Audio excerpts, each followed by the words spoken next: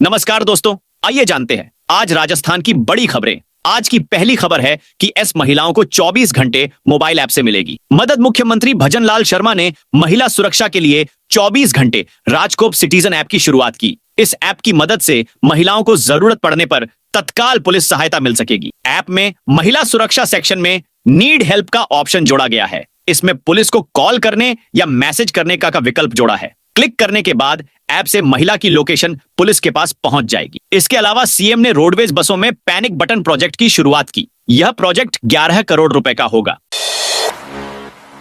रीट 2024 के लिए कल से करें आवेदन। राजस्थान शिक्षक पात्रता परीक्षा रीट 2024 के लिए कैंडिडेट्स कल से आवेदन कर सकेंगे। इसके लिए राजस्थान माध्यमिक शिक्षा बोर्ड ने बुधवार को ही नोटिफिकेशन जारी कर दिया था। परीक्षा अगले साल 27 फरवरी को होगी। आरीट के लिए 16 दिसंबर से आवेदन फॉर्म भरना शुरू होंगे और लास्ट डेट 15 जनवरी है। करीब 12 लाख कैंडिडेट्स के आवेदन फॉर्म भरने की उम्मीद है।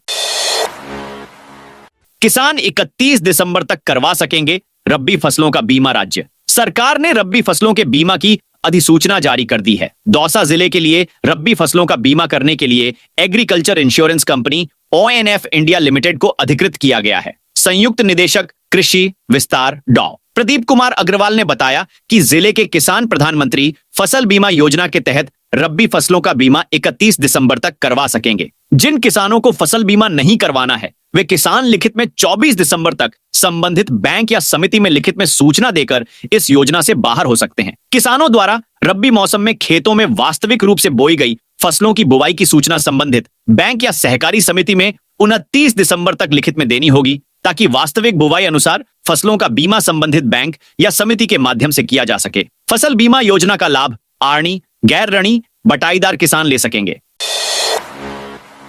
घर खरीदना हुआ महंगा। शहर में अब घर और जमीन खरीदना और महंगा हो गया है। पंजीयन एवं मुद्रांक विभाग ने डीएलएसी की दरों में औसतन 5 से 15% की वृद्धि की है। यह दरें 1 दिसंबर 2024 से लागू हो गई हैं। इससे पहले अप्रैल में 10% की फ्लैट वृद्धि की गई थी। स्टैंप ड्यूटी और रजिस्ट्रेशन फीस का मूल्यांकन भी बढ़ी हुई दरों के अनुसार होगा। वहीं निरीक्षण शुल्क खाली भूखंड पर 500 रुपए तथा निर्मित भूखंड का निरीक्षण शुल्क 1000 रुपए ही रहेगा। निःशुल्क यूनिफॉर्म योजना पर सवाल। प्रदेश में आधे से ज्यादा शैक्षणिक सत्र खत्म हो चुका है, लेकिन अब भी छात्र छात्राओं को निःशुल्क यूनिफॉर्म का इंतजार है। प्रक्रिया टेंडर में अटकी हुई है। ऐसे में मुख्यमंत्री निःशुल्क यूनिफॉर्म वितरण योजना पर सवाल खड़े हो रहे हैं। मौजूदा प्रक्रिया को देखते हुए यूनिफॉर्म अगले साल फरवरी से अप्रैल तक मिलेगी। खास बात यह है कि उदयपुर में कक्षा 12वीं में पढ़ रही करीब 13,944 में से 13,000 सहित प्रदेश की 2,81,149 में से 2,50,000 लड़कियों के लिए मार्च अप्रैल के बाद यह यूनिफॉर्म किसी काम की नहीं रहेगी, क्योंकि ये बच्चियां 12वीं कक्षा उत्तीर्ण कर कॉलेजों में दाखिला ले चुकी होंगी।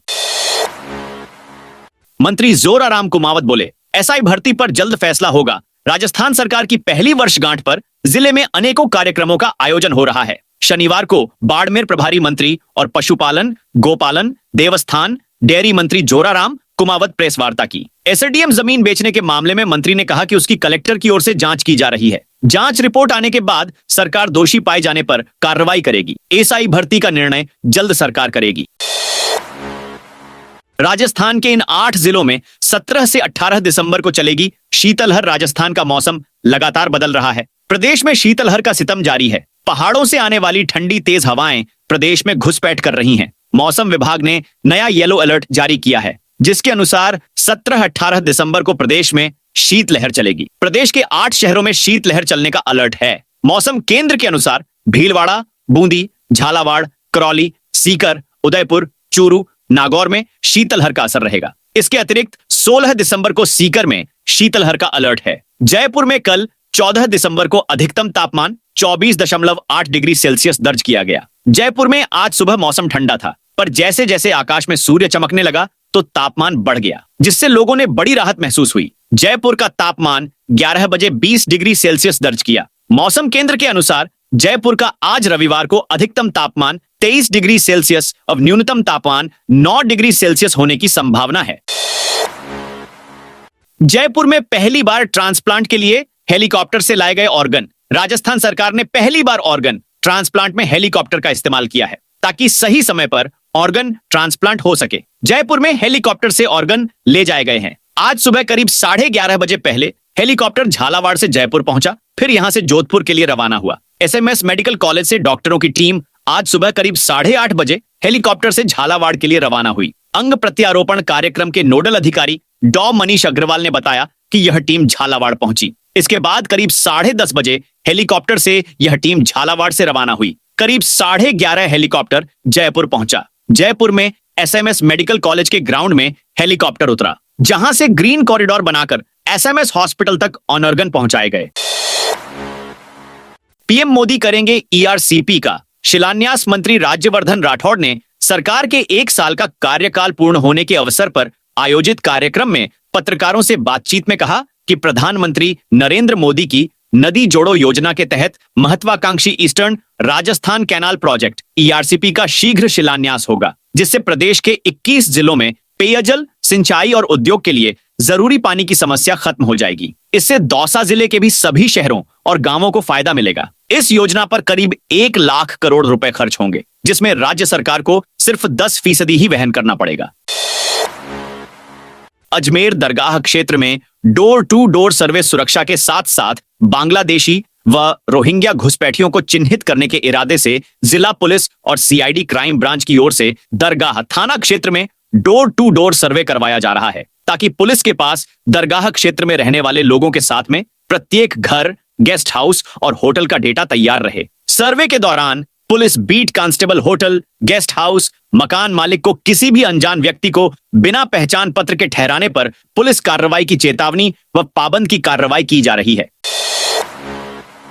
डिप्टी सीएम की सुरक्षा में बड़ी चूक। उपराष्ट्रपति जगदीप धनखड़ और मुख्यमंत्री भजनलाल शर्मा की सुरक्षा में सेंध के बाद अब उप मुख्यमंत्री डॉ प्रेमचंद बैरवा की सुरक्षा में बड़ी चूक का मामला सामने आया है। दूदू के पास देर रात डिप्टी सीएम प्रेमचंद बैरवा के काफिले में अचानक ट्रक घुस गया। ऐसे में उप मुख्यमंत्री का काफिला कुछ समय के लिए सड़क किनारे रोकना पड़ा। हालांकि गनीमत रही कि कोई बड़ा हादसा नहीं हुआ। जानकारी के मुताबिक उप मुख्यमंत्री प्रेमचंद बैरवा देर रात चित्तौड़गढ़ से जयपुर लौट रहे थे। तभी नेशनल हाईवे 48 पर दूदू के पास एक तेज रफ्तार ट्रक अचानक डिप्टी सीएम के काफिल में घुस गया। शराब के नशे में चूर चालक ट्रक को कुछ दूरी तक लहराते चलता रहा।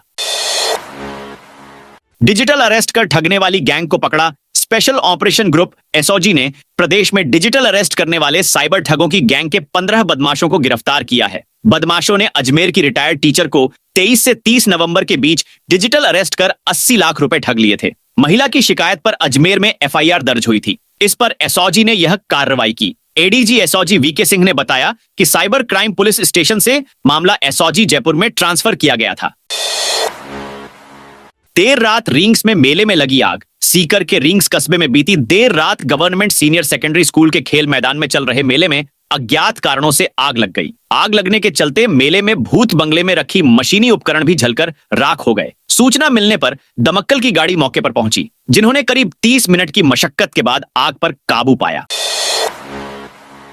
गहलोत बोले, पीकेसी ईआरसीपी में किसानों को सिंचाई का पानी नहीं मिलेगा। पूर्व सीएम अशोक गहलोत ने Parvati Kali Sindh Chambal eastern Rajasthan canal project PKC ERCP के नए प्रोजेक्ट में किसानों के लिए सिंचाई के पानी का प्रावधान नहीं रखने का दावा किया है। गहलोत ने कहा कि यही वजह है कि ईआरसीपी पर किए जा रहे एमओयू को छिपाया जा रहा है, अन्यथा इसे गुप्त रखने का क्या कारण है। गहलोत ने कहा, पीएम नरेंद्र मोदी अभी आकर गए हैं और 7 दिन बाद फिर आ रहे हैं। पीएम किसी राज्य में जाते हैं तो किस मकसद से जा रहे हैं यह देखा जाता है। इन्होंने ईआरसीपी का नाम बदलकर पीकेसी ईआरसीपी कर दिया। मध्य प्रदेश और राजस्थान सरकार के बीच एग्रीमेंट हुआ है। क्या जनता को यह जानने का हक नहीं है कि उसका राजस्थान को क्या लाभ मिलेगा? यह तो हक है। 1 लाख लखपति दीदी का हुआ सम्मान। कार्यक्रम में 45 लाख स्वयं सहायता समूह के लिए राज सखी पोर्टल लॉन्च किया गया। इसके साथ ही 10,000 इलेक्ट्रिक कुकिंग सिस्टम भी बांटे गए। सीएम ने आरएसआरटीसी का सुरक्षा कमांड सेंटर और बसों में पैनिक बटन प्रोजेक्ट लॉन्च किया। महिलाओं को 24 घंटे पुलिस सहायता के लिए ऐप भी लॉन्च किया। इस दौरान 13,40,000 महिलाओं को रसोई गैस सिलेंडर के लिए 48 करोड़ रुपए डायरेक्ट बेनिफिट ट्रांसफर डीबीटी से खाते में डाले गए। इसके साथ ही 1 लाख लखपति दीदी का सम्मान किया। सीकर में दूसरे दिन भी तापमान -2 डिग्री प्रदेश में जारी शीतलहर के बीच आज सीकर में 5वें दिन भी पारा जमाव बिंदु से नीचे रिकॉर्ड किया गया है। सीकर में आज दूसरे दिन भी न्यूनतम तापमान -2 डिग्री रहा। सुबह धूप निकलने के बाद भी गलन भरी सर्दी का एहसास हो रहा है। सीकर के कृषि अनुसंधान केंद्र फतेहपुर पर आज सुबह न्यूनतम तापमान -2 डिग्री दर्ज किया गया। इससे पहले शनिवार को न्यूनतम तापमान -2 और अधिकतम तापमान 760 डिग्री सेल्सियस दर्ज किया गया। तापमान 22.7 डिग्री दर्ज किया गया। आज सुबह हल्का कोहरा छाया रहा।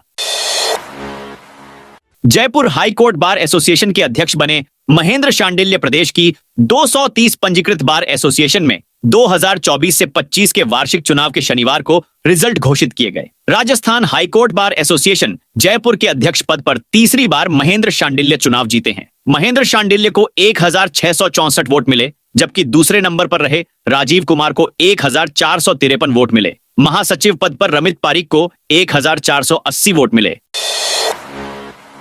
हनुमानगढ़ जिले में 25 नवीन आंगनबाड़ी केंद्रों का शुभारंभ राज्य सरकार का 1 वर्ष का कार्यकाल पूर्ण होने के उपलक्ष्य में शनिवार को हनुमानगढ़ जंक्शन स्थित सामुदायिक भवन में जिला स्तरीय महिला सम्मेलन का आयोजन हुआ। कार्यक्रम में उदयपुर में आयोजित राज्य स्तरीय महिला सम्मेलन का लाइव प्रसारण किया गया। कार्यक्रम में पीएम सूर्य घर मुफ्त बिजली योजना में 6 कनेक्शनधारी को इलेक्ट्रिकल कुकिंग सिस्टम का वितरण किया गया। महिला सम्मेलन में जिले की 1279 समूहों को लखपति दीदी प्रमाण पत्र वितरित किए गए।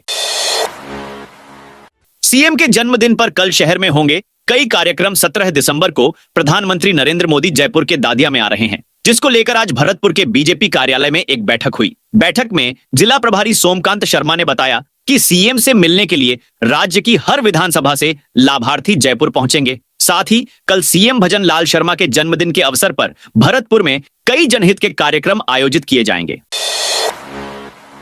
राजस्थान के 2000 से अधिक सरकारी विद्यालयों के लिए गुड न्यूज। राजस्थान के 2000 से अधिक विद्यालयों में मार्च तक डिजिटल बोर्ड पहुंच जाएंगे। इनमें पहले चरण में उन विद्यालयों को शामिल किया गया है जहां पर गणित व विज्ञान विषय के अध्यापक नहीं हैं। अब बिना शिक्षक के ही इन डिजिटल बोर्ड से विद्यार्थी प्री रिकॉर्ड पाठ्यक्रम से पढ़ सकेंगे। डिजिटल बोर्ड पर प्रतिदिन बगैर शिक्षक के ही विद्यार्थी पाठवार पढ़ाई कर सकेंगे। विद्यार्थियों को विषय से संबंधित सारी जानकारी भी मिल सकेगी। राजस्थान की स्कूलों में जल्द ही 2008 डिजिटल बोर्ड लगाए जाएंगे।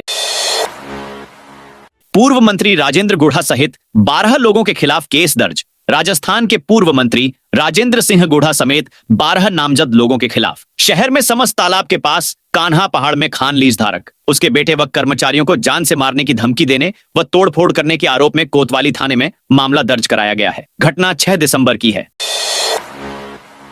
झालावाड़ एयरपोर्ट पर तैयारियां अंतिम चरण में। झालावाड़ में अब वो दिन दूर नहीं जब कोलाना एयरपोर्ट से जल्द विमान उड़ान भरते हुए नजर आएंगे। हालांकि यहां बड़े विमान उतारने व खड़े करने के लिए युद्ध स्तर पर काम चल रहा है। कार्य पूर्ण होने के बाद यहां 300 सीटर विमान भी उड़ान भर सकेंगे, लेकिन फिलहाल 80 सीटर विमान के लिए एयरपोर्ट पूरी तरह से तैयार है। एयरपोर्ट पर लाइन मार्किंग आदि का काम दिसंबर अंत तक पूर्ण कर लिया जाएगा।